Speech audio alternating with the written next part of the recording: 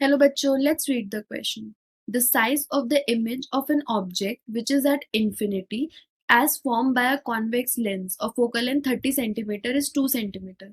If a convex or concave lens of focal length 20 centimeter is placed between the convex lens and the image at a distance 26 centimeter from the convex lens, then the new size of the image is. इसको हम समझते हैं. यहाँ पर हमने draw किया, हमारा object infinity पे है और हमने यूज किया है कॉन्वेक्स लेंस, तो हमें पता है हमारी इमेज कहाँ बनेगी. यस, हमारी इमेज बनेगी फोकस पे. तो यहाँ पर just a second, यहाँ पर हमने ले लिया, ये हमारी रेज आ रही है, लाइट रेज.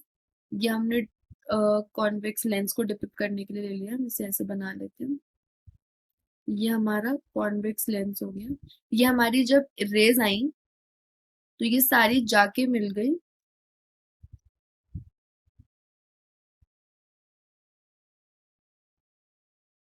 फोकस पे. तो यहाँ हमारा इमेज बन गया. ठीक है, इसको हमने मार्क कर लिया इमेज 1. ठीक है, तो ये जब कितने फोकल ये फोकल लेंथ, इसकी फोकल लेंथ कितनी दे रखी है हमें, 30 सेंटीमीटर. तो ये जो पूरा डिस्टेंस है यहाँ से यहाँ तक का, इमेज के पॉइंट तक का, ये भी हमें पता है कितना है. जैसे हम V1 भी कह सकते हैं जहां इमेज फॉर्म हुई है, या फिर हम इसे फोकल लेंथ भी कह सकते हैं. ये 30 सेंटीमीटर पे हुआ है. ठीक है, अब इन्होंने क्या कहा है, इन्होंने एक कॉनकेव लेंस रख दिया है पाथ में. यहाँ पर हम कॉनकेव लेंस को डिपिक्ट करने के लिए ये ले लेते हैं ऐसे करके, somewhat like this करके हमने ले लिया. एंड इसको कितने डिस्टेंस पे रखा है, इन्होंने कहा है इसको D is equals to 26 centimetre पे रखा है फ्रॉम कॉन्वेक्स लेंस. तो ये जो पार्ट बचा 30 में से 26, तो ये वाला पार्ट बचा हमारा 4 सेंटीमीटर.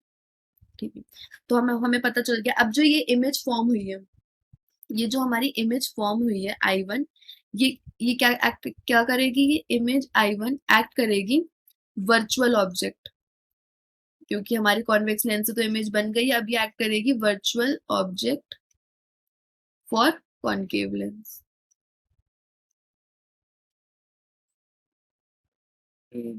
ठीक है, तो हम इसमें फोकल लेंथ का फॉर्मूला लगा देते हैं.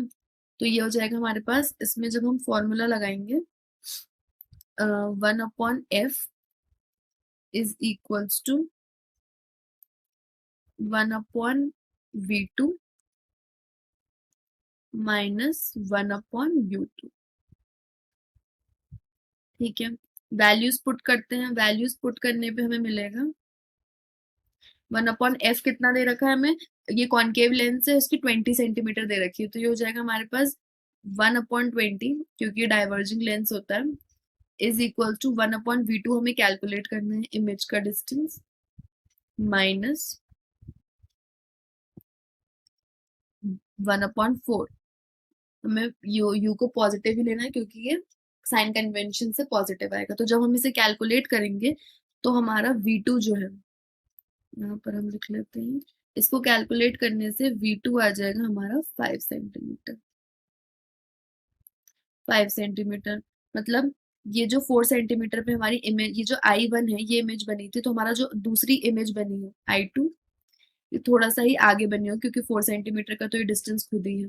ठीक है, अब इन्होंने हमसे पूछा न्यू साइज ऑफ इमेज. तो न्यू साइज ऑफ इमेज के लिए क्या यूज करना पड़ेगा, मैग्निफिकेशन. मैग्निफिकेशन का फॉर्मूला होता है V2 size distance of image upon distance of object. ठीक है, तो इसको हम ले लेंगे. V2 है हमारा 5, U2 क्या है हमारा 4. यस, ये हमारा कॉनकेव लेंस है, यहाँ से ऑब्जेक्ट का डिस्टेंस कितना है 4, इमेज का डिस्टेंस है 5. तो इसको सॉल्व किया तो ये आ गया 1.25 magnification. And new size of image, original size of image कितना दे रखा है, 2 centimetre. So magnification is equals to new size of image, जिसे हम H2 कह सकते हैं, divided by original size of image जो कि H1 था. तो H2 हमें कैलकुलेट करना है. H1 है H1 थे हमारा 2 एंड मैग्निफिकेशन है इज इक्वल्स टू 1.25। तो हमारा H2 कितना आ जाएगा? H2 आ जाएगा हमारा 1.25 मैग्निफिकेशन इंटू 2, जो कि होता है 2.5।